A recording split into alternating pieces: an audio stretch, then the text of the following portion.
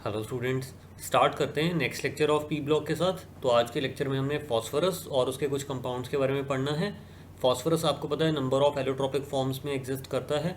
सबसे पहले एलोट्रोप्स पढ़ेंगे इसके, फिर उसके बाद इसके जो इंपॉर्टेंट कंपाउंड्स हैं such as phosphine and oxo acids of phosphorus वो देखेंगे। तो एलोट्रोपिक फॉर्म्स ऑफ फास्फोरस के साथ स्टार्ट करते हैं। फास्फोरस 3 एलोट्रोपिक फॉर्म्स में एग्जिस्ट करता है। वाइट फास्फोरस जो कि सबसे ज़्यादा रिएक्टिव है, फिर रेड फास्फोरस जो थोड़ा कम रिएक्टिव है, और ब्लैक फास्फोरस जो सबसे कम रिएक्टिव है और सबसे ज़्यादा स्टेबल फॉर्म है thermodynamically.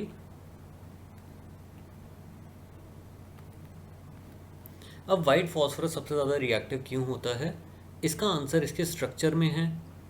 White phosphorus exist as discrete P4 molecules. इसमें P4 मॉलिक्यूल्स के ऐसे यूनिट्स रहते हैं, टेट्राहेड्रल यूनिट्स रहते हैं। तो ये P4 मॉलिक्यूल एक रेगुलर टेट्राहेड्रन बना लेते हैं। टेट्राहेड्रन ये होता है, नाम से ही आपको क्लियर हो जाना चाहिए, which has 4 tetra heads faces. और ये जो 4 फेसेस आपको रेगुलर टेट्राहेड्रन की दिख रही हैं ये इक्विलेटरल ट्रायंगल्स होते हैं। तो आपको पता है इक्विलेटरल ट्रायंगल में बॉन्ड एंगल कितना आएगा, 60 डिग्रीज आएगा। हर एक वर्टेक्स पे एक फॉस्फोरस का एटम होता है। तो आप देख सकते हो each phosphorus will form 3 bonds. और फॉस्फोरस की वैलेंस शेल में कितने इलेक्ट्रॉन्स होते हैं, 5 electrons are there. 3 electrons will be get used up in making 3 phosphorus phosphorus bonds. 2 electrons non bonded state में रह जाएंगे, तो आपके पास एक लोन पेयर हो जाएगा और 3 बॉन्ड पेयर्स हो जाएंगे। हर फॉस्फोरस की यही कहानी होगी। हर फॉस्फोरस का स्टेरिक नंबर कितना आएगा, it will be 4। Hybridisation of each phosphorus atom will be sp3। अगर मैं फॉस्फोरस को यहाँ प्लेस करता हूँ,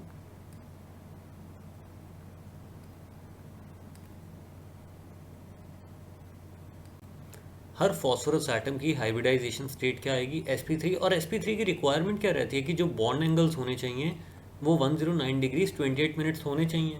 बट एक्चुअल में बॉन्ड एंगल्स कितने हैं, 60 degree.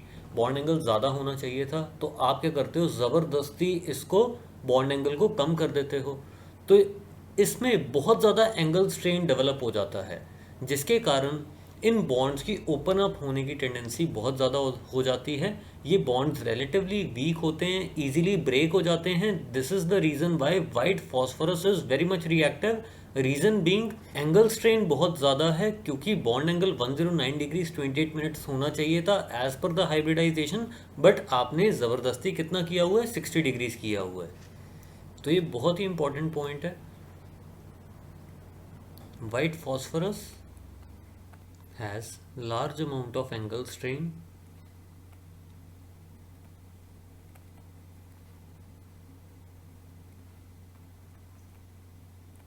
as the sp3 hybrid orbitals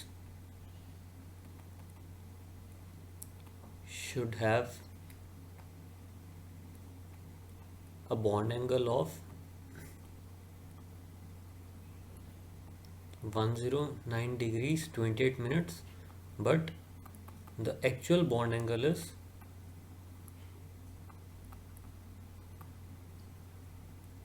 60 degrees.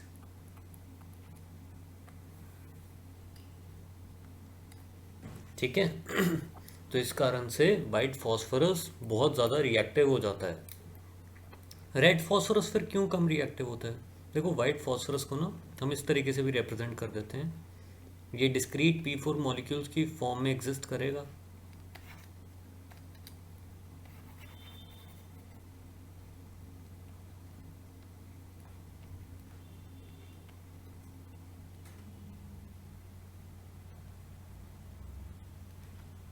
ये वाइट फॉस्फोरस का स्ट्रक्चर है। बहुत ज़्यादा एंगल स्ट्रेन होता है, जिसके कारण ये बहुत ज़्यादा रिएक्टिव हो जाता है। रेड फॉस्फोरस इतना ज़्यादा रिएक्टिव नहीं रहता because it exist as a linear polymer. Red phosphorus में क्या होता है, एंगल स्ट्रेन थोड़ा रिलीव हो जाता है, क्योंकि एक फॉस्फोरस फॉस्फोरस एटम का बॉन्ड टूट जाएगा और लेट्स से ये बॉन्ड मैंने तोड़ा, ये मैंने दूसरे P4 यूनिट के साथ एसोसिएट करवाने में यूज़ कर लिया।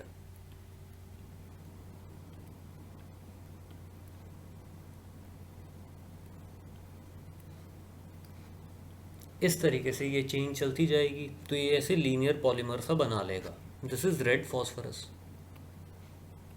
This is less reactive because of less angle strain.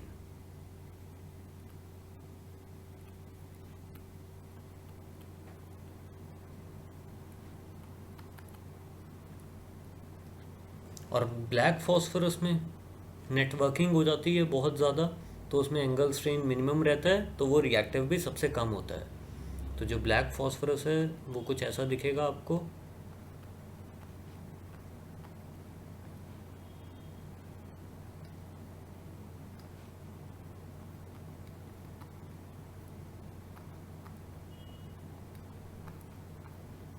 तो ये जैसे लीनियर चेन्स थी, अब ये वाला बॉन्ड ब्रेक करके भी एक ऊपर वाली चेन के साथ एसोसिएशन हो जाएगा, नीचे वाली चेन के साथ एसोसिएशन हो जाएगा, तो ये आपका ब्लैक फॉस्फोरस का स्ट्रक्चर आएगा, which is least reactive and it will have least angle strain. White phosphorus में जो मॉलिक्यूल्स होंगे वो ऐसे डिस्क्रीट मॉलिक्यूल्स रहते हैं, डिस्क्रीट टेट्राहेड्रल यूनिट्स रहते हैं, एक यूनिट और दूसरे यूनिट में सिंपल वॉन्डरवॉल्स फोर्सेस होती हैं। तो इसके जो मेल्टिंग बॉइलिंग पॉइंट्स भी आएंगे वो बहुत ज़्यादा कम आएंगे। ब्लैक फॉस्फोरस के केस में क्योंकि पूरी नेटवर्किंग रहती है, ये नेटवर्क सॉलिड टाइप स्ट्रक्चर बना लेगा, तो इसके मेल्टिंग बॉइलिंग पॉइंट भी ज़्यादा आएंगे और ये रिएक्टिव भी कम होगा black phosphorus. White phosphorus reactive भी सबसे ज़्यादा रहता है। अब वाइट फॉस्फोरस की हम पहले फिजिकल प्रॉपर्टीज़ देखते हैं। जो वाइट फॉस्फोरस होता है, this is a transparent vaccine solid, garlic order होता है इसका, हाईली पॉइजनस होता है। जो इंडिविजुअल्स वाइट फॉस्फोरस के साथ काम करते हैं, they develop a phossy jaw, उनकी जो जॉ बोन्स होती हैं वो वीक हो जाती हैं इसको हम फॉसी जॉ बोलते हैं।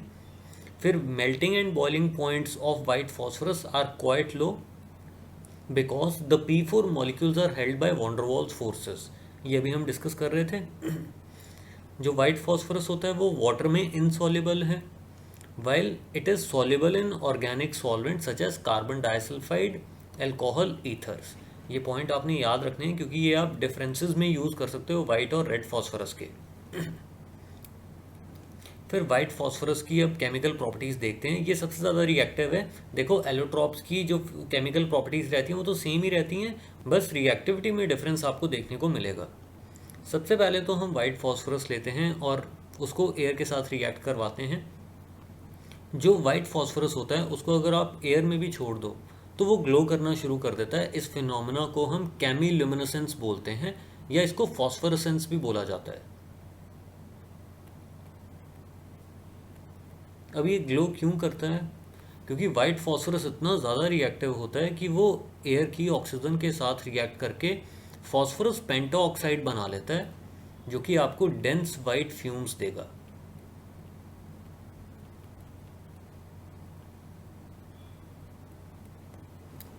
ठीक है। अब जो P4O10 का स्ट्रक्चर आता है वो भी आपको पता होना चाहिए। वो ऐसा दिखता है आपको।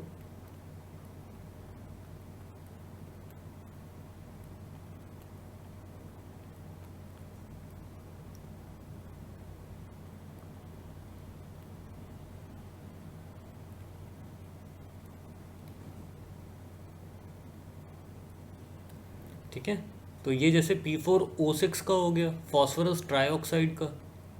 P4O10 का बनाना है तो बस यहाँ पे डबल बॉन्ड O लगा दो, तो आप अपनी नोटबुक में दोनों स्ट्रक्चर्स ड्रॉ कर सकते हो, P4O6 का भी और P4O10 का भी। ये P4O10 का स्ट्रक्चर है। P4O6 के स्ट्रक्चर में या डबल बॉन्ड O की जगह लोन पेयर आ जाएंगे। ठीक है। तो वाइट फॉस्फोरस को अगर आप एयर में छोड़ोगे तो डेंस वाइट फ्यूम्स निकलते हैं, जिसके कारण वाइट फॉस्फोरस ग्लो करना स्टार्ट कर देगा and this phenomena will be known as chemiluminescence या इसको फॉस्फोरेसेंस भी बोला जाता है। अब जो वाइट फॉस्फोरस है वो NaOH में डिजोल्व कर जाएगा, रिएक्ट कर जाएगा to give you phosphine and sodium hypophosphite. Disproportionate कर जाएगा फॉस्फोरस। ये रिएक्शन हमने पहले भी पढ़ी है, ये बहुत ज़्यादा इंपॉर्टेंट रिएक्शन है। फॉस्फोरस की यहाँ ऑक्सीडेशन स्टेट 0 है, यहाँ पे क्या आएगी, -3 आएगी, और यहाँ पे +1 आएगी। ये हम method of preparation of phosphine में भी दोबारा से देखेंगे। तो जो वाइट फॉस्फोरस है, it will dissolve in boiling NaOH solution in an inert atmosphere giving phosphine. ये सिर्फ वाइट फॉस्फोरस ये रिएक्शन देगा, रेड फॉस्फोरस या ब्लैक फॉस्फोरस ये रिएक्शन नहीं देते। फिर जो वाइट फॉस्फोरस है वो इतना ज़्यादा रिएक्टिव होता है कि वो सल्फ़र के साथ भी रिएक्ट कर जाता है और नंबर ऑफ सल्फाइड्स आपको देता है। जो सबसे ज़्यादा स्टेबल सल्फाइड है दैट इज़ P4S3, जो कि यूज़ होती है in strike anywhere matches. Diwali पे कुछ मैचेस होती हैं ना, मैच स्टिक्स होती हैं जिनको कि आप किसी भी सरफेस पे रब करो वो इग्नाइट हो जाती हैं, वो बहुत इजीली इग्नाइट हो जाती हैं, उसमें ये P4S3 यूज़ होता है। तो जो वाइट फॉस्फोरस है it will combine with sulphur with explosive violence forming a number of sulphides. तो different sulphides are possible depending on the relative amount of reactants.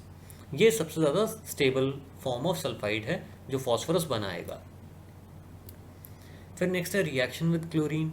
तो वाइट फॉस्फोरस Cl2 के साथ react कर जाएगा, क्या मिलेगा आपको, PCl3 फॉस्फोरस ट्राइक्लोराइड। अगर क्लोरीन की अमाउंट बहुत ज़्यादा है, एक्सेस अमाउंट में प्रेजेंट है, तो जो PCl3 बनेगा वो फर्दर Cl2 के साथ रिएक्ट करके आपको क्या दे देगा, PCl5 फॉस्फोरस पेंटाक्लोराइड।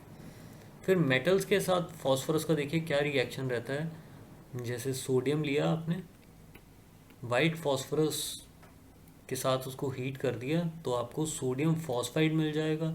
या अगर आप कैल्शियम लेते हो वाइट फॉस्फोरस के साथ उसको रिएक्ट करवाते हो, कैल्शियम फॉस्फाइड मिल जाएगा। सिमिलरली सिल्वर भी रिएक्ट कर जाता है फॉस्फोरस के साथ, वाइट फॉस्फोरस के साथ, to give you silver phosphide. Okay,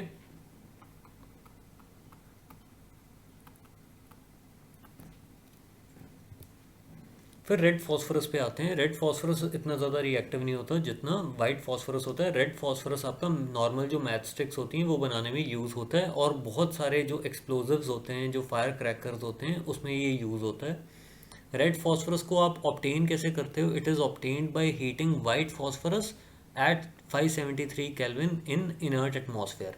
inert environment में वाइट फॉस्फोरस को आप इस टेम्परेचर पे हीट करोगे बहुत ज़्यादा समय के लिए, फॉर सेवरल डेज तक आप हीटिंग करोगे, तो जो वाइट फॉस्फोरस है it will start to convert to red phosphorus. Red phosphorus की क्या प्रॉपर्टीज़ हैं, ये हार्ड क्रिस्टलाइन ऑर्डरलेस सॉलिड है, नॉन पॉइजनस होता है, insoluble in water as well as in organic solvents. ये कार्बन डाइसल्फाइड वगैरह में डिजोल्व नहीं करता, वाइट फॉस्फोरस कर जाता है। तो ये डिफरेंस हो गया ना, वो थोड़ा सॉफ्ट रहेगा, ये हार्ड रहेगा, वो पॉइजनस होता है, ये नॉन पॉइजनस होता है। तो this is a stable allotrope at room temperature, ये रिएक्ट नहीं करता अपने आप से ऑक्सीजन के साथ। This is less reactive than white phosphorus, has higher melting point and higher boiling point, और डेंसिटी भी इसकी ज़्यादा होती है। ठीक है, उसमें वॉन्डरवॉल्स फोर्सेस थे, इसमें नेटवर्किंग होनी शुरू हो गई ना। ब्लैक फॉस्फोरस में नेटवर्किंग सबसे ज़्यादा होगी, तो उसकी जो डेंसिटी आएगी वो भी सबसे ज़्यादा आएगी, मेल्टिंग बॉइलिंग पॉइंट भी सबसे ज़्यादा आएगा, रिएक्टिविटी सबसे कम आएगी। रेड फॉस्फोरस का इग्निशन टेम्परेचर ज़्यादा होता है, तो it is 543 kelvin. Red phosphorus जो है अल्कली के साथ रिएक्ट नहीं करेगा जैसे वाइट फॉस्फोरस करता था, अभी आपको रिएक्शन बताया ना ये। तो ये सिर्फ आपको वाइट फॉस्फोरस के साथ ही देखने को मिलेगा, रेड फॉस्फोरस या ब्लैक फॉस्फोरस अल्कली के साथ रिएक्ट नहीं करेंगे। नेक्स्ट देखते हैं black phosphorus. Black phosphorus thermodynamically सबसे ज़्यादा स्टेबल फॉर्म है फॉस्फोरस की। ब्लैक फॉस्फोरस फर्दर दो फॉर्म्स में एग्जिस्ट करता है, alpha black phosphorus and beta black phosphorus. Alpha black phosphorus को आप ऑब्टेन कर सकते हो when red phosphorus is heated in a seal tube at 803 kelvin. Red phosphorus को अगर आप इस टेम्परेचर पे हीट करोगे तो you can obtain alpha black phosphorus. जो अल्फ़ा ब्लैक फॉस्फोरस होता है इट सब्लाइम्स इन एयर, और ये मोनोक्लिनिक या रोम्बोहेड्रल क्रिस्टल्स बना लेता है। हमने क्रिस्टल सिस्टम्स पढ़े थे सॉलिड स्टेट में, तो मोनोक्लिनिक और रोम्बोहेड्रल क्रिस्टल्स की फॉर्म में अल्फ़ा ब्लैक फॉस्फोरस एग्जिस्ट करेगा, और ये ऑक्सीडाइज नहीं होता है एयर में। एयर के साथ रिएक्ट नहीं करेगा।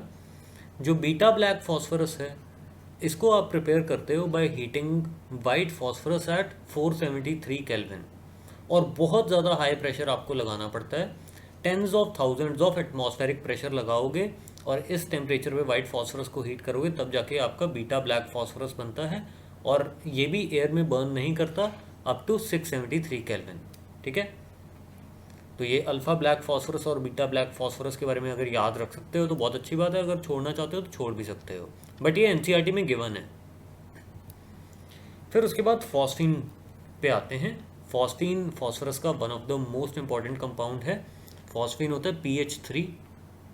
सबसे पहले हम इसको प्रिपेयर करते हैं। किस तरीके से इसको प्रिपेयर किया जाता है, आप जो मेटल फॉस्फाइड्स की हाइड्रोलिसिस कर दो, कैल्शियम फॉस्फाइड लो या मैग्नीशियम फॉस्फाइड लो और इसको पानी में डाल दो, क्या होगा, कैल्शियम हाइड्रोक्साइड बनेगा आपके पास, साथ में आप फॉस्फीन गैस लिबरेट होगी। फॉस्फीन गैस भी पॉइजनस होती है। या H3PO3 को हीट कर दो ये फॉस्फोरस एसिड होता है, ये डिसप्रपोर्शनेट कर जाता है to highest and lowest oxidation state of phosphorus. Highest oxidation state phosphorus की +5 होती है, लोएस्ट क्या होती है, -3। -3 में ये फॉस्फीन आपको दे देगा, फॉस्फीन गैस आप ऑब्टेन कर लोगे। PCl3 में आप LiAlH4 डाल दो, जो कि मैंने आपको पहले भी बताया था, ये बहुत ही अच्छा हाइड्राइड डोनर होता है, बहुत अच्छा रिड्यूसिंग एजेंट है। ये हाइड्राइड फर्निश करता है, तो फॉस्फोरस वो हाइड्राइड ले लेगा और फॉस्फीन बना देगा आपको। साथ में क्या बनेगा, LiClAlCl3। फिर आपने फॉस्फोनियम आयोडाइड लिया है और NaOH लिया है। जैसे एमोनियम आयोडाइड का अगर आप NaOH के साथ रिएक्शन करवाओगे तो क्या बनेगा, देखिए सोडियम आयोडाइड तो बनेगा, साथ में क्या बनता है, NH4OH बनता, तो यहाँ पे PH4OH बनेगा। NH4OH जैसे डिकम्पोज करता था to give you ammonia and water, यहाँ पे भी आपको क्या मिल जाएगी, फॉस्फीन गैस एंड वाटर। ठीक है, सिमिलर है। आप फॉस्फोरस को नाइट्रोजन मान के ये रिएक्शन लिख दो, सेम ही बनेगी ना, तो नाइट्रोजन और फॉस्फोरस सेम ही तो ग्रुप को बिलोंग करते हैं। फिर उसके बाद जो हमारा जो स्टैंडर्ड रिएक्शन है, वाइट फॉस्फोरस अल्कली के साथ रिएक्ट करता है, क्या बनेगा, फॉस्फीन गैस बनेगी और साथ में सोडियम हाइपोफॉस्फाइड। ठीक है, तो अब हमने हर केस में फॉस्फीन प्रिपेयर कर ली है। जब आप फॉस्फीन को ऐसे वाटर से पास करवाओगे, ये जैसे इधर मैंने वाइट फॉस्फोरस और NaOH का सॉल्यूशन लिया, दोनों में रिएक्शन हुआ, फॉस्फीन गैस निकली, तो ऐसे रिंग्स बनने स्टार्ट हो जाते हैं, वॉटेक्स रिंग्स बनते हैं। इनको फिलोसोफर रिंग्स भी बोला जाता है। वॉटेक्स रिंग्स और फिलोसोफर रिंग्स। अभी क्यों होता है, देखिए जब भी फॉस्फीन बनती है ना, उसके साथ साथ कुछ अमाउंट ऑफ डाईफॉस्फीन भी बननी स्टार्ट हो जाती है। डाईफॉस्फीन होती है P2H4, जैसे हाइड्राजीन होता है ना N2H4, वैसे ही डाईफॉस्फीन होती है P2H4। ये भी बहुत कम स्टेबल रहती है, और जैसे ही ये एयर के कांटेक्ट में आती है, इसकी कंबस्शन स्टार्ट हो जाती है। तो जो फॉस्फीन है वो खुद तो इन्फ्लेमेबल नहीं होती, but it becomes inflammable because of the impurity present in phosphine, जो कि आपकी डाईफॉस्फीन है। ये ऑक्सीजन के कांटेक्ट में आके P4O10 फॉस्फोरस पेंटाऑक्साइड बनाना शुरू कर देगी, जिसके कारण ये रिंग्स की फॉर्मेशन होती है, और इन रिंग्स को वॉटेक्स रिंग्स कहा जाता है। ठीक,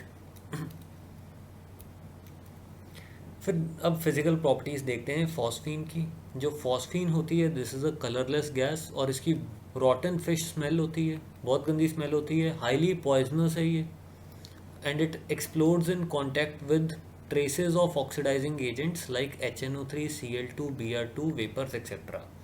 अब देखो ये सारे के सारे ना अच्छे ऑक्सीडाइजिंग एजेंट्स रहते हैं, और फॉस्फोरस आपको पता है किस ऑक्सीडेशन स्टेट में, -3 में है ना, तो ये बहुत इजीली ऑक्सीडाइज हो सकता है। तो थोड़ा सा भी ऑक्सीडाइजिंग एजेंट डालोगे, ये फटाफट ये उनके साथ रिएक्ट कर जाएगा और फॉस्फोरस ऑक्सीडाइज होना शुरू हो जाएगा। जो फॉस्फीन है वो पानी में ज़्यादा सॉल्युबल नहीं होती, it is only slightly soluble in water. और जो फॉस्फीन का सॉल्यूशन होता है, it decomposes in the presence of light, giving you read phosphorus and hydrogen.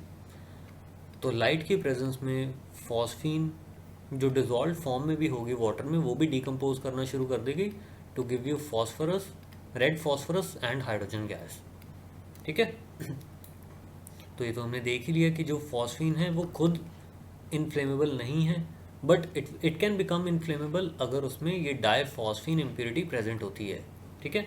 और जब भी डाईफॉस्फीन बनेगी, ये डाईफॉस्फीन भी साथ के साथ थोड़ी बहुत बनती है। अब फॉस्फीन की हम केमिकल रिएक्शंस देखते हैं। तो जो फॉस्फीन होती है इसकी काफ़ी रिड्यूसिंग नेचर रहती है।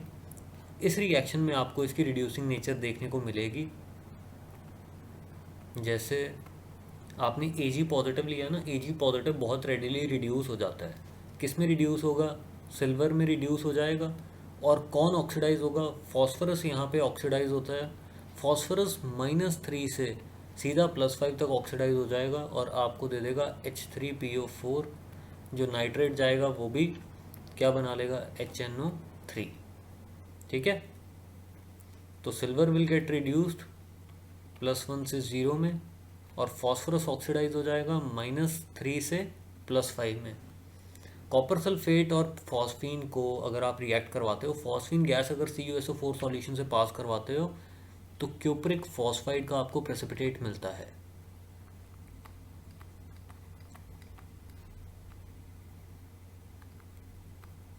सिमिलरली अगर आप मर्क्यूरिक क्लोराइड के सॉल्यूशन से फॉस्फीन पास करवा दोगे, तो मर्क्यूरिक फॉस्फाइड का प्रेसिपिटेट आप ऑब्टेन करते हो।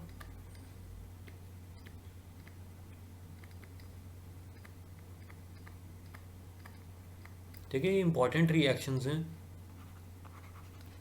कॉम्पिटिटिव पॉइंट ऑफ व्यू से। ठीक है। Salt analysis point of view से, क्योंकि ये यूजुअली स्टूडेंट्स मिस कर देते हैं ये रिएक्शंस। फिर फॉस्फीन के देखिए यूजेस क्या हैं।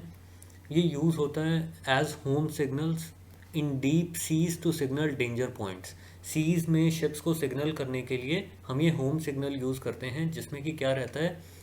कैल्शियम कार्बाइड और कैल्शियम फॉस्फाइड का मिक्सचर होता है।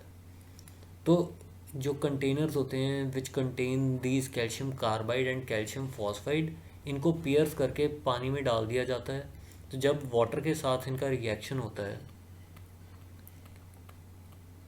आप समझ सकते हो यहाँ पे क्या बनेगा? कैल्शियम हाइड्रोक्साइड बनेगा, प्लस फॉस्फीन गैस लिबरेट होगी, प्लस P2H4 लिबरेट होगी। जो डाईफॉस्फीन है, डाईफॉस्फीन क्या होती है? हाईली कंबस्टिबल होती है, तो ये इग्नाइट हो जाती है। पैरेलली रिएक्शन क्या होगा? कैल्शियम कार्बाइड की हाइड्रोलिसिस पे क्या मिलता है? आपको कैल्शियम हाइड्रोक्साइड मिलता है और एसिटिलीन मिलती है। इसकी स्पॉन्टेनियस कंबस्शन के कारण एसिटिलीन की कंबस्शन स्टार्ट हो जाती है। एसिटिलीन इग्नाइट हो जाती है और ये ब्लू फ्लेम के साथ बर्न करती है। ठीक है। तो दूर से ही आपको फ्लेम नज़र आ जाता है और आपको पता लग जाएगा कि किस जगह पे शिप्स को जाना है, कहाँ पे नहीं जाना। तो containers containing calcium carbide and calcium phosphide are pierced and thrown in the seas, and the gases evolved, burn and serve as a signal। ठीक है। फिर फॉस्फीन को आप एज स्मोक स्क्रीन्स भी यूज़ करते हो। ये भी किस तरीके से?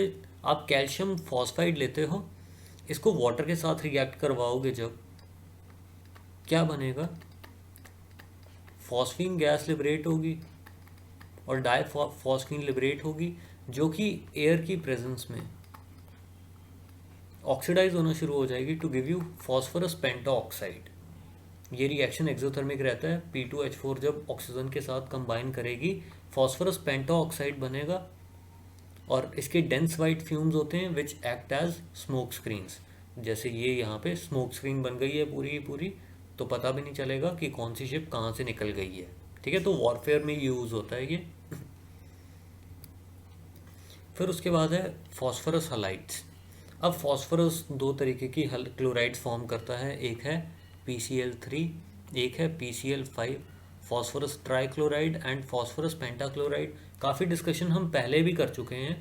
फॉस्फोरस ट्राइक्लोराइड का भी हम स्ट्रक्चर देख चुके हैं, वो कैसा आता है? It comes out to be pyramidal. और जो फॉस्फोरस यहाँ पे रहता है, दिस इज sp3 हाइब्रिडाइज्ड। इसको प्रिपेयर कैसे किया जाता है? आप जब वाइट फॉस्फोरस को थायोनिल क्लोराइड के साथ रिएक्ट करवाते हो, SOCl2 के साथ, तो आपको PCl3 मिलता है, साथ में SO2 gas and S2Cl2। S2Cl2 is sulphur monochloride.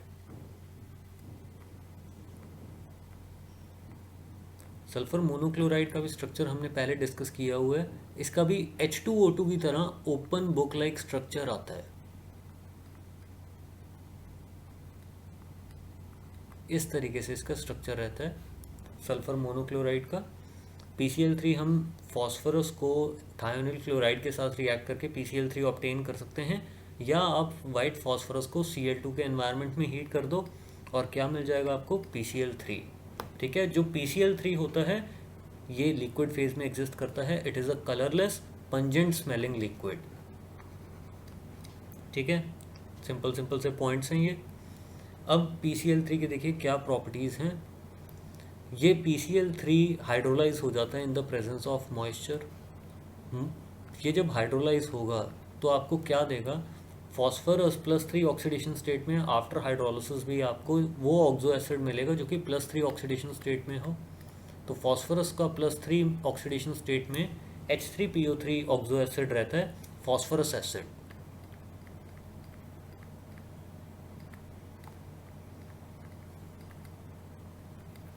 साथ में क्या मिल जाएगा, HCl।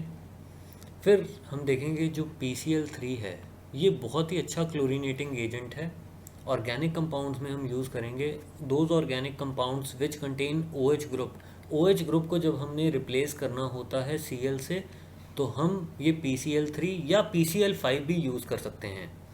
अब जैसे ये मैंने एसिटिक एसिड लिया, इसमें मैंने OH ग्रुप को रिप्लेस करना है Cl से, तो हम PCl3 यूज़ कर लेते हैं।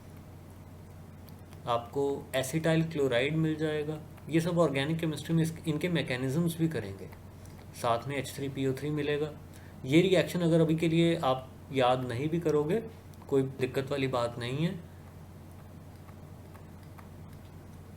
क्योंकि ये ऑर्गेनिक में हमने विद मैकेनिज्म्स बहुत एक्सटेंसिवली कर ही लेनी है। ठीक है, यहाँ पे भी क्या हुआ है, मैंने इथेनॉल में जो OH है उसको रिप्लेस कर दिया by Cl using this PCl3 reagent. फिर नेक्स्ट आते हैं हम फॉस्फोरस पेंटाक्लोराइड पे। अब इसका जो स्ट्रक्चर रहता है वो कैसा होता है, it is trigonal bipyramidal. Already ये सारी चीज़ें डिस्कस हुई हैं। जो PCl5 होता है वो PCl3 से कम स्टेबल है, क्योंकि 5 बड़े बड़े हैलोजन एटम्स फॉस्फोरस के आसपास लगे होते हैं ना, हिंड्रेंस बहुत ज़्यादा होती है। PCl5 को अगर आप हीट कर दोगे तो PCl3 और Cl2 आपको मिल जाएगा। अगर आपने PCl5 को प्रिपेयर करना है, आप वाइट फॉस्फोरस के साथ Cl2 को रिएक्ट करवा दो, Cl2 बहुत ज़्यादा अमाउंट में ले लो, तो यू विल गेट PCl5। या आप क्या कर सकते हो, वाइट फॉस्फोरस के साथ सल्फ्यूरिल क्लोराइड, पहले जो हमने यूज़ किया था वो थायोनिल क्लोराइड था, वो SOCl2 था, ये SO2Cl2 है। This is sulphuryl chloride. और यहाँ पे आपको मिलेगा PCl5, साथ में मिलेगी SO2। ठीक है, अच्छा ये चीज़ इग्नोर कर दो, ये इससे रिलेटेड नहीं है। Colourless pungent smelling liquid PCl3 होता है। जो PCl5 है that is a yellowish white powder. ठीक है, ये सॉलिड फॉर्म में एग्जिस्ट करेगा। ये भी मॉइस्ट एयर में हाइड्रोलाइज हो जाता है। देखिए PCl5 जब सबसे पहले हाइड्रोलाइज होगा तो वो POCl3 देगा और फाइनली आपको फॉस्फोरिक एसिड दे देगा। 2 स्टेप में हाइड्रोलिसिस होती है इसकी। जैसे आपने PCl5 लिया, वाटर में डाला, पहले आपको POCl3 मिलेगा, साथ में 2 मोल्स ऑफ HCl। फिर POCl3 फर्दर हाइड्रोलाइज होता है to give you H3PO4 plus HCl। Phosphorus की ऑक्सीडेशन स्टेट चेक करो, +5 ही है, इसमें भी +5 है, इसमें भी +5 है, इसमें भी +5 है। ठीक है, तो जब PCl5 को आप हीट करोगे, ये सबलाइम करता है सबसे पहले तो, फिर उसके बाद डिकम्पोज कर जाएगा ऑन स्ट्रॉन्गर हीटिंग। डिकम्पोज कैसे करता है, to give you PCl3 and Cl2। ओके, फिर ऑर्गेनिक कंपाउंड्स में ये फिर यूज़ होगा to replace the OH group by Cl। And converting them to chloro derivatives. OH group को आप रिप्लेस कर सकते हो Cl से, तो यहाँ पे आपको एसिटाइल क्लोराइड मिल जाएगा, यहाँ पे आपको इथाइल क्लोराइड मिल जाएगा, साथ में आपको मिलता है POCl3 एंड HCl। तो ये ऑर्गेनिक वाली रिएक्शंस हैं, आप बस अपनी नोट्स कॉपी में अभी के लिए लिख के छोड़ सकते हो। ये अपने आप जब हम ऑर्गेनिक कर लेंगे तो ये रिएक्शंस हो जाएंगी। अब finally divided metals on heating with PCl5 give corresponding chlorides. जैसे आपने सिल्वर को PCl5 के साथ अगर हीट किया है तो you will get AgCl plus PCl3। Zinc को आपने PCl5 के साथ रिएक्ट करवाया है तो you will get ZnCl2 and PCl3। Okay, ये तो सिंपल सिंपल रिएक्शंस हैं। फिर उसके बाद आते हैं ऑक्सो एसिड्स ऑफ फॉस्फोरस पे। फॉस्फोरस बहुत सारे ऑक्सो एसिड्स बनाता है। हाइपोफॉस्फोरस एसिड जिसमें कि फॉस्फोरस की ऑक्सीडेशन स्टेट +1 है, वो आप खुद कैलकुलेट करके देखो। फिर है ऑर्थोफॉस्फोरस एसिड, या सिंपली आप इसको फॉस्फोरस एसिड भी बोलते हो, या इसको फॉस्फोनिक एसिड भी बोला जाता है। हाइपोफॉस्फोरस एसिड को आप फॉस्फेनिक एसिड भी बोलते हो। ऑक्सीडेशन स्टेट यहाँ पे फॉस्फोरस की +3। फिर पायरोफॉस्फोरस एसिड, इसमें भी फॉस्फोरस की ऑक्सीडेशन स्टेट आप चेक करो वो +3 आएगी। हाइपोफॉस्फोरिक एसिड, इसमें आप चेक करो +4 आएगी। ये सारे अभी पढ़ते हैं एक एक करके। ऑर्थोफॉस्फोरिक एसिड में अगर आप चेक करो +5 आएगी। पायरोफॉस्फोरिक एसिड में +5 आएगी। मेटाफॉस्फोरिक एसिड में भी +5 आएगी। ठीक है, तो अब देखते हैं सीक्वेंस में। सबसे पहले स्टार्ट करते हैं हाइपोफॉस्फोरस एसिड के साथ, जो कि H3PO2 है। इसको फॉस्फेनिक एसिड भी बोला जाता है। और सबसे पहले इसका स्ट्रक्चर ड्रॉ करते हैं। जो इसका स्ट्रक्चर आता है वो ये है। This is a monobasic acid. इसमें ना सिर्फ एक ही आयनाइजेबल हाइड्रोजन है। Only those hydrogens are ionisable, only those hydrogens are replaceable in which the hydrogen is directly attached with oxygen. जो हाइड्रोजन फॉस्फोरस के साथ अटैच्ड है ना, वो आयनाइजेबल नहीं होता। तो ये सिर्फ मोनोबेसिक एसिड है। स्ट्रक्चर तो आपको पता ही रहना चाहिए इन सब के। प्रिपेयर कैसे करते हैं, देखो आप वाइट फॉस्फोरस लेते हो, स्ट्रॉन्ग बेस के साथ आपने रिएक्ट करवाया। आपको याद है आपने NaOH के साथ रिएक्ट करवाया था, क्या बना था? फॉस्फीन बना था और सोडियम हाइपोफॉस्फाइड बना था। अब यहाँ पे आपने सोडियम हाइड्रोक्साइड की जगह बेरियम हाइड्रोक्साइड ले लिया है। ये भी तो अच्छा बेस है, तो ये सोडियम सॉल्ट की जगह आपको बेरियम सॉल्ट दे देगा, बेरियम हाइपोफॉस्फाइड बनेगा। अब इस बेरियम हाइपोफॉस्फाइड से आपने H3PO2 बनाना है। वो बहुत ज़्यादा सिंपल है। कैसे बनाओगे? आप एक अच्छा एसिड डाल दो इसमें, H2SO4 डाल दिया इसमें, डाइल्यूट H2SO4 डाला। बेरियम की कोशिश क्या रहेगी? To form salt with stronger acid. H2SO4 के साथ सॉल्ट बनाएगा वो, सॉल्ट क्या बनेगा? बेरियम सल्फेट बनेगा। वो वैसे भी प्रेसिपिटेट फॉर्म करके बाहर आ जाएगा और वीकर एसिड जो कि आपका है H3PO2 वो आपको मिल जाएगा। यही तो प्रिपेयर करना था हमने। ठीक है, स्ट्रक्चर इसका ये है। स्ट्रक्चर याद रखना तो सबसे ज़्यादा इंपॉर्टेंट है, और बेसिसिटी आपको पता लगी जाएगी अगर आपको स्ट्रक्चर पता है इसका। इसको हाइपोफॉस्फोरस एसिड या फॉस्फेनिक एसिड भी कहा जाता है। फॉस्फोरस की ऑक्सीडेशन स्टेट आप चेक करो, it will come out to be +1। ठीक है, फिर उसके बाद करते हैं ऑर्थोफॉस्फोरस एसिड या सिंपली फॉस्फोरस एसिड या फॉस्फोनिक एसिड। ठीक है, ये सारे नाम आपको पता रहने चाहिए। H3PO3 होता है। स्ट्रक्चर ड्रॉ करते हैं सबसे पहले। This is a die basic acid.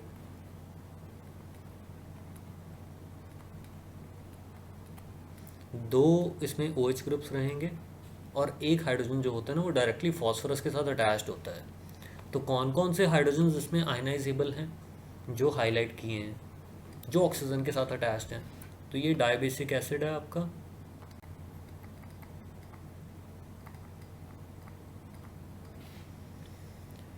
अब इसको प्रिपेयर कैसे किया जाता है? आप P4O6 को पानी में डाल दो। ये फॉस्फोरस ट्राईऑक्साइड है। स्ट्रक्चर अभी थोड़ी देर पहले आपको बताया इसका। फॉस्फोरस की ऑक्सीडेशन स्टेट चेक करो, ये +3 है, तो इसको हम बोल सकते हैं कि this is anhydride of phosphorous acid. क्योंकि इसको पानी में डालने पे ना आपको ये फॉस्फोरस एसिड मिलता है।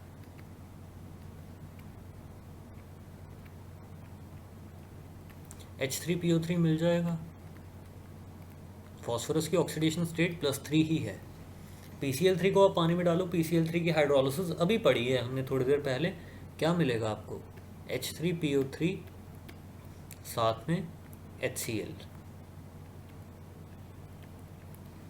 ठीक है, तो इस तरीके से आप ऑर्थोफॉस्फोरस एसिड प्रिपेयर कर लोगे। अब नेक्स्ट है पायरोफॉस्फोरस एसिड। पायरो जहाँ पे भी वर्ड यूज़ होगा ना, पायरो का मतलब है हीट। हीट करके आप क्या करोगे? Remove water molecule.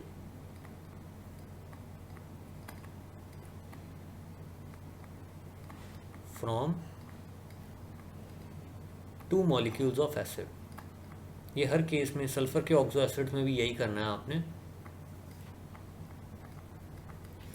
जैसे अभी हमने फॉस्फोरस एसिड प्रिपेयर किया, जो हमारा ऑर्थोफॉस्फोरस एसिड था H3PO3, उसका स्ट्रक्चर देखिए कैसा आया था।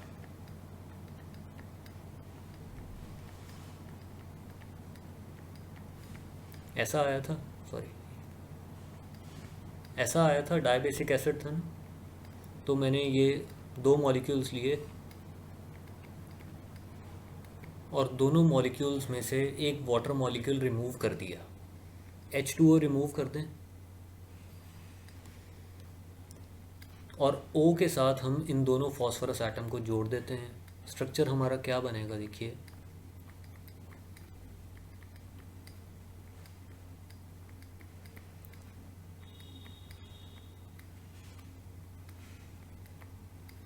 ये स्ट्रक्चर बन जाएगा। तो आपको मॉलिक्यूलर फार्मूला भी डायरेक्टली याद करने की ज़रूरत नहीं है। आप देख सकते हो कितने हाइड्रोजन्स हैं, 4 हाइड्रोजन्स हैं, 2 फॉस्फोरस हैं। H4P2O5 आ रहा है ना। आप बेसिसिटी भी आप इसकी प्रिडिक्ट कर सकते हो। बेसिसिटी क्या होगी? It will be 2। तो this is a die basic acid.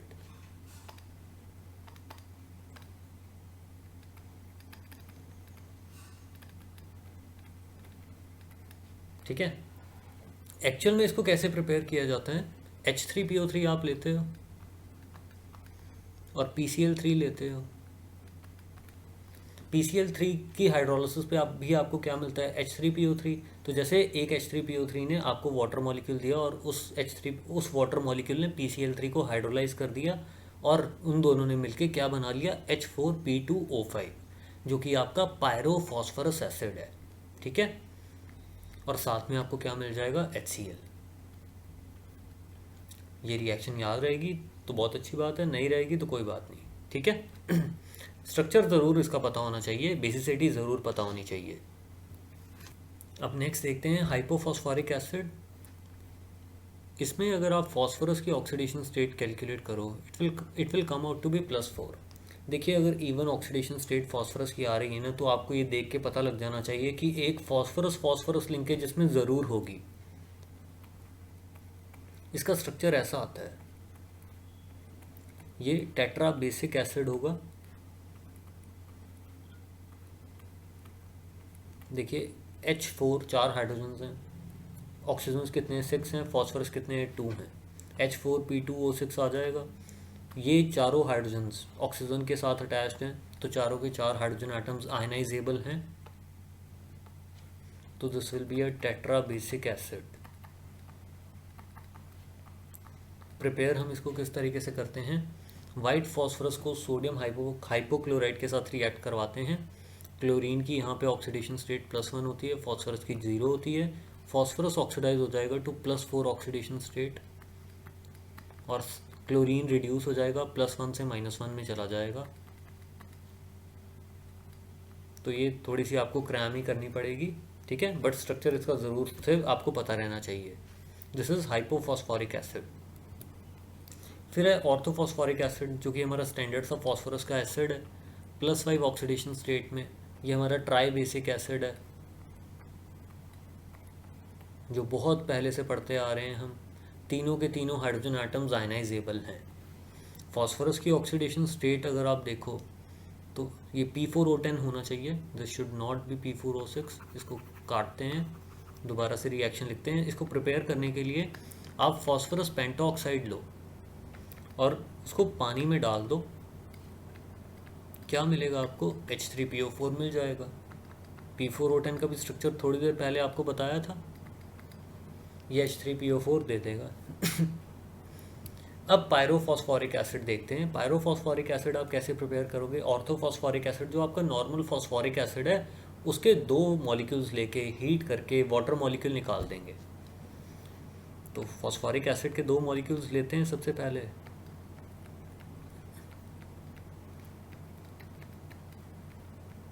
आपने 2 मॉलिक्यूल से एक वाटर मॉलिक्यूल निकालना है, ये निकाल दिया। क्या बनेगा? स्ट्रक्चर देखिए फाइनली इसका क्या बनेगा। ये भी टेट्रा बेसिक एसिड आएगा। मॉलिक्यूलर फॉर्मूला देखो कि क्या आएगा, H4P2O7 अपने आप से आ रहा है। All these hydrogens are ionizable. ये भी क्या है? Tetra basic acid. ठीक है, प्रिपेयर कैसे किया है? H3PO4 को आप 523 केल्विन पे हीट कर दो, वाटर मॉलिक्यूल निकल जाएगा और आपको पायरोफॉस्फोरिक एसिड दे देगा। फॉस्फोरस की ऑक्सीडेशन स्टेट इधर भी +5 है, इधर भी +5 है। ठीक, फिर है मेटाफॉस्फोरिक एसिड, इसमें भी फॉस्फोरस की ऑक्सीडेशन स्टेट +5 है। तो +5 में कौन कौन से एसिड्स हो गए हमारे पास? एक तो H3PO4 हो गया, एक H4P2O7 हो गया जो पायरोफॉस्फोरिक एसिड है, नॉर्मल फॉस्फोरिक एसिड हो गया, और एक मेटाफॉस्फोरिक एसिड। मेटाफॉस्फोरिक एसिड भी 2 फॉर्म्स में एग्जिस्ट करता है। एक तो होता है साइक्लिक ट्राइमर, मतलब 3 मॉलिक्यूल्स एसोसिएट कर जाते हैं, और एक होता है लीनियर पॉलीमर। तो दोनों के ही स्ट्रक्चर्स आपको पता रहने चाहिए।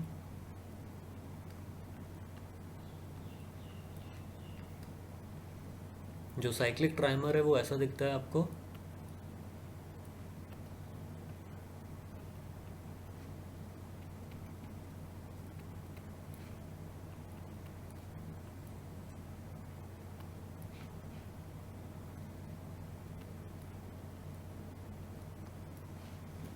ठीक है, और जो लीनियर पॉलीमर है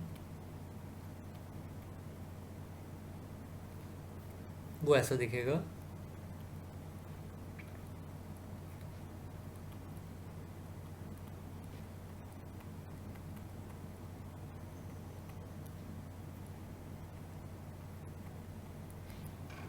तो ये यूनिट बार बार रिपीट होता रहेगा।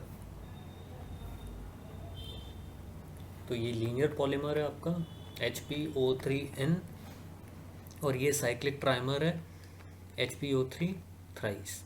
प्रिपेयर कैसे करते हैं हम H3PO3 जिसमें कि जो कि हमारा फॉस्फोरस एसिड है, फॉस्फोरस +3 ऑक्सीडेशन स्टेट में होता है, ब्रोमीन के साथ हम इसको हीट कर देते हैं in a seal tube. Bromine reduce हो जाएगा, फॉस्फोरस ऑक्सीडाइज हो जाएगा, +5 में जाएगा और आपको ये मेटाफॉस्फोरिक एसिड दे देगा। ठीक है, अब उसके बाद देखते हैं परोक्सो मोनोफॉस्फोरिक एसिड। जहाँ पे भी परोक्सो आ गया ना, इसका मतलब ये वहाँ पे परोक्सी लिंकेज है। परोक्सी लिंकेज कौन कौन सी होती है? O सिंगल बॉन्ड O, मतलब एक एक्स्ट्रा ऑक्सीजन ऐसे ही आया हुआ है बीच में, ज़रूरत नहीं थी बट आके लगा हुआ है। तो फॉस्फोरिक एसिड का स्ट्रक्चर तो आपको पता है ना कैसा आता है, वो बना लो और एक ऑक्सीजन बीच में एक्स्ट्रा घुसा दो, जैसे ये था। तो यहाँ पे एक एक्स्ट्रा परोक्सी लिंकेज बना दिया, तो ये आपका परोक्सो मोनोफॉस्फोरिक एसिड बन गया। देखो H3PO5 आ गया, फॉस्फोरस की ऑक्सीडेशन स्टेट यहाँ पे +5 ही आएगी।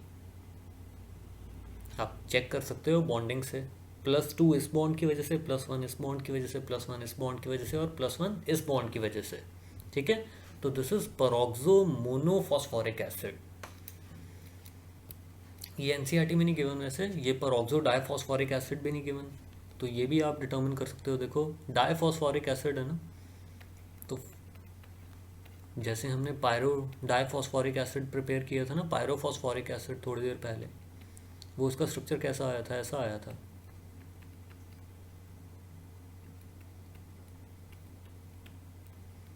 तो एक परऑक्सी लिंकेज हम बीच में इंट्रोड्यूस कर देंगे, तो ये हमारा परऑक्सो डाइफॉस्फोरिक एसिड बनेगा, जिसका कि फॉर्मूला क्या आएगा, H4P2O8। ठीक है, फॉस्फोरस की ऑक्सीडेशन स्टेट आप चेक करोगे तो +5 ही आए +5 ही आएगी।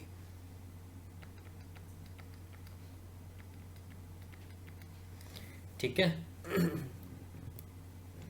फिर कैरेक्टरिस्टिक्स देखते हैं ऑक्सो एसिड्स के, कि जो ऑक्सो एसिड्स +3 ऑक्सीडेशन स्टेट में होते हैं वो डिसप्रपोर्शनेट करेंगे to higher and lower oxidation state. जैसे H3PO3 के केस में हमने देखा था, इस ग्रुप के बाकी के भी जो +3 ऑक्सीडेशन स्टेट में ऑक्सो एसिड्स होंगे वो डिसप्रपोर्शनेट करते हैं इसी तरीके से। हाईएस्ट में H3PO4, लोएस्ट में फॉस्फीन।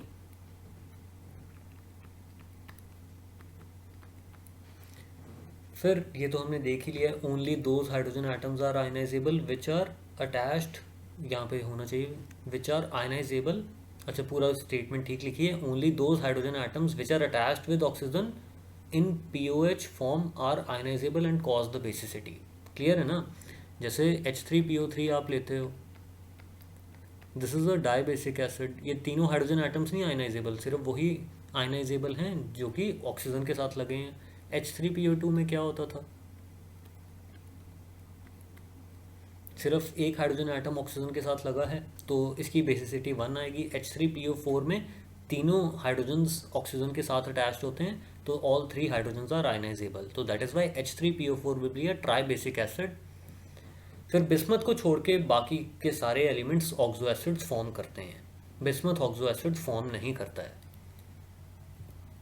फिर रिड्यूसिंग नेचर, ये बहुत इंपॉर्टेंट पॉइंट है, सिंपल सा है, लास्ट पॉइंट है बस ग्रुप 15 का, वो ये है कि H3PO2, H3PO3 and H3PO4, out of these 3 सबसे अच्छा रिड्यूसिंग नेचर किसका रहता है, सबसे अच्छा रिड्यूसिंग एजेंट कौन सा रहता है, वो H3PO2 है। रीज़न बीइंग फॉस्फोरस की ऑक्सीडेशन स्टेट, यहाँ पे अगर आप देखोगे +1 है, यहाँ पे +3 है और यहाँ पे +5 है। रिड्यूसिंग एजेंट क्या होता है, जिसकी दूसरे को रिड्यूस करने की एबिलिटी अच्छी हो। Reducing agent is the one that reduces others, और खुद क्या होगा, ऑक्सीडाइज होगा।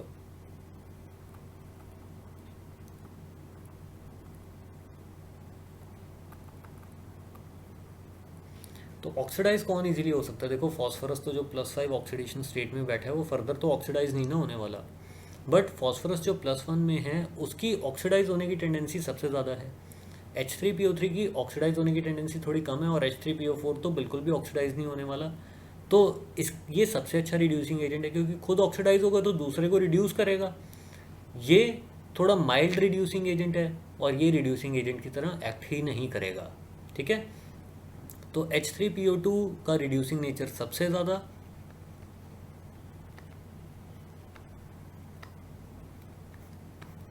और H3PO4 का सबसे कम। या आप ये भी बोल सकते हो कि जो एसिड्स में pH बॉन्ड्स रहेंगे वो रिड्यूसिंग प्रॉपर्टी शो करेंगे, जितने ज़्यादा pH बॉन्ड्स होंगे तो रिड्यूसिंग प्रॉपर्टी उतनी ज़्यादा स्ट्रॉन्ग रहेगी। H3PO2 में आपको पता है 2 pH बॉन्ड्स हैं, स्ट्रक्चर्स इसीलिए बहुत ज़्यादा इंपॉर्टेंट हो जाते हैं।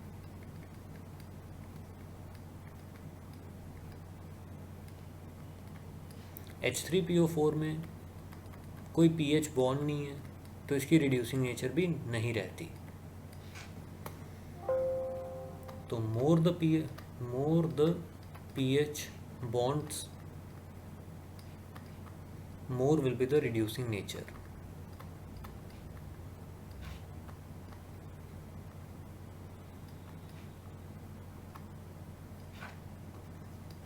ठीक है, तो ग्रुप 15 इतना ही है। अब नेक्स्ट लेक्चर में हम ग्रुप 16 स्टार्ट करेंगे जो कि हमारी ऑक्सीजन फैमिली है। तो थैंक यू।